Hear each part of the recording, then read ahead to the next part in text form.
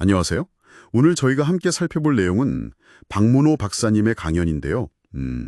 지능, 학습, 문제 해결, 그리고 나이듦. 이런 주제들에 대한 아주 흥미로운 통찰들이 담겨 있습니다. 네.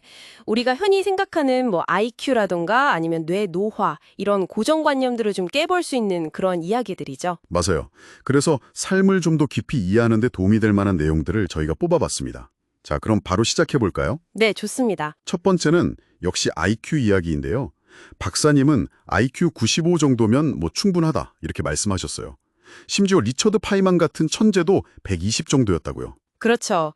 이게 학교 다닐 때는 IQ가 되게 중요해 보이잖아요. 네네. 근데 인생에서 만나는 진짜 문제들은 단순히 그걸로 다 풀리지는 않는다는 거죠. 그게 구체적으로 어떤 의미일까요? 네, 그게 뭐냐면 문제의 종류를 좀 구분해야 한다는 거예요.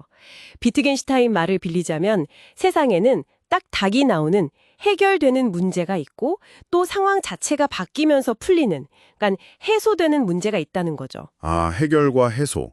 다르군요. 네, 학교 시험은 뭐랄까 해결되는 문제에 가깝죠. 답이 정해져 있으니까요.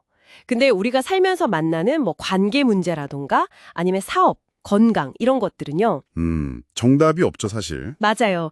정답보다는 여러 가능성 속에서 최선을 찾아가는 거잖아요.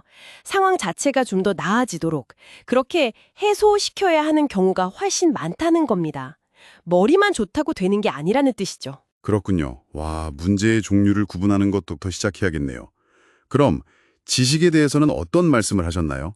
너무 많이 하는 것도 그러니까 혼란이고, 또 자기 생각만 고집하는 건 위태롭다고요. 네, 그것도 재밌는 지적인데요.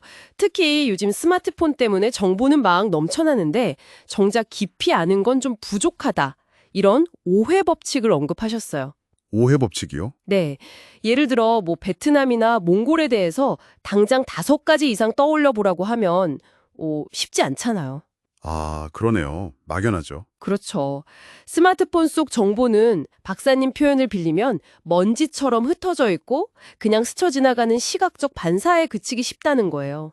그럼 진정한 알은 어디서 오는 걸까요? 그건 바로 땀에 젖은 생각에서 나온다고 강조하셨어요. 직접 부딪히고 고민하면서 내 몸으로 체득한 지식인 거죠. 땀에 젖은 생각이라 와닿네요. 그래서 외부 정보를 받아들이는 확산하고 또 그걸 바탕으로 자기만의 생각 체계를 만드는 수렴, 이 사이에서 균형 잡힌 리듬을 찾는 게 중요하다고 하셨습니다. 특히 50대 이전까지는요. 어떤 리듬이요? 네, 단행본이나 교과서, 논문, 그리고 특히 시대의 맥락을 보여주는 종이 신문 같은 거요. 이런 걸 통해서 깊이 있는 빅데이터를 충분히 쌓아두는 시기가 필요하다는 조언입니다. 아, 정보의 홍수 속에서 나만의 알의 리듬을 찾는 것. 정말 중요한 것 같아요. 자, 다음은 문제 해결에 대한 조언으로 넘어가 볼까요? 이게 또 흥미롭던데요. 네네. 건강이나 인간관계처럼 좀 오래된 문제들 있잖아요. 이걸 만났을 때 바로 해결하려고 달려들지 말고 잠시 멈춰서 문제의 난이도를 파악하고 전체를 조망하라. 이런 말씀이요. 맞아요. 지켜보는 냄비는 끓지 않는다는 속담처럼요. 어려운 문제일수록 서두르면 오히려 더 꼬이기 쉽다는 거죠. 그럼 어떻게 하라는 걸까요? 일단 한 발짝 물러서서 문제의 전체 그림, 그리고 그 속성을 좀 차분히 들여다볼 시간이 필요하다는 의미예요. 이때 경험 많은 분들의 조언, 우리가 흔히 꼰대라고 할 수도 있지만 하하, 네. 그런 이야기 속에도 귀담아 들을 지혜가 있을 수 있다는 거죠. 다양한 관점을 좀 접하고 해결책이 자연스럽게 무르익도록 묵혀두는 시간의 힘을 활용하라는 겁니다. 묵혀두는 지혜. 아, 이것도 참 인상적인 표현이네요. 이게 창의성이랑도 연결될 수 있을까요? 창의성에 대해서도 차이에 대한 민감성에서 출발한다 이런 이야기가 있었다고요? 네, 그렇습니다. 박사님은 창의성이 무슨 거창한 발상이 아니라 아주 사소한 차이를 남들보다 좀 더 예민하게 알아차리는 데서 시작한다고 보셨어요. 차이를 알아차리는 거예요? 네, 반복되는 일상이나 어떤 현상 속에서 나타나는 그 미세한 다름 있잖아요. 그걸 감지하는 민감성, 그리고 그걸 열린 마음으로 탐색하는 개방성, 또 그 의미를 키워나가는 증폭, 이 과정이 바로 창의성으로 이어진다는 거죠. 단순히 똑똑한 거랑은 좀 다른 개념이군요. 그렇죠. 세상을 좀 새롭게 보고 거기에 의미를 부여하는 능력인 거예요. 때로는 우리가 꿈을 꾸듯이 현실의 어떤 감정적인 맥락에서 좀 벗어나 보는 것, 이걸 탈맥락화라고 하셨는데 이것도 창의적인 사고에 도움이 된다고 하고요. 아, 창의성이란 게 결국 세상을 얼마나 민감하게 느끼고 또 다르게 연결짓느냐에 달렸군요. 재밌네요. 자, 마지막으로 나이 듦에 대한 통찰인데요.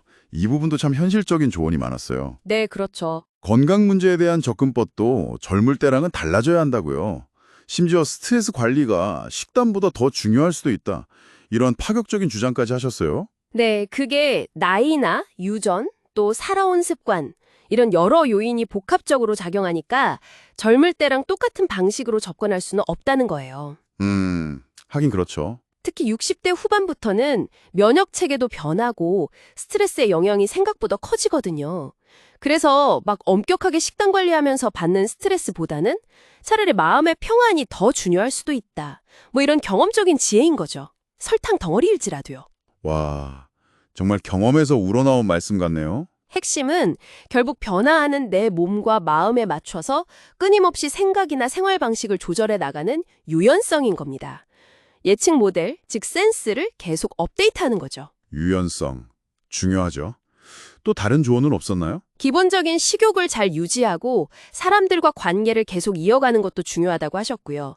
뇌 훈련법으로는 키워드나 숫자, 공식을 활용하는 훈련을 강조하셨습니다. 네. 오늘 박문호 박사님의 통찰을 통해서 IQ가 전부가 아니라는 점, 그리고 삶의 문제는 해결보다는 해소가 필요할 때가 많다는 것, 또 알매는 깊이와 리듬이 중요하다는 것을 배웠네요. 네, 그리고 문제 해결에는 잠시 멈춰 조망하는 지혜가, 창의성에는 차이에 대한 민감성과 때로는 탈맥락화가, 또 나이 들면은 끊임없는 적응과 유연성이 필요하다는 점도 알게 됐고요. 정말 많은 생각을 하게 하는 이야기였습니다. 마지막으로 청취자 여러분께 생각해볼 질문 하나를 던져드리고 싶습니다. 박사님은 데카르트의 나는 생각한다를 넘어서 나는 느낀다, 고로 존재한다 이렇게 말씀하시면서 몸으로 부딪히는 경험, 땀에 젖은 생각을 강조하셨거든요. 네, 그 느낌을 강조하셨죠. 꼭 경험하는 그 과정 자체에서의 느낌에 좀 더 주목한다면 우리 암과 세상과의 관계는 어떻게 달라질 수 있을까요? 한번 곱씹어 볼 만한 화두인 것 같습니다.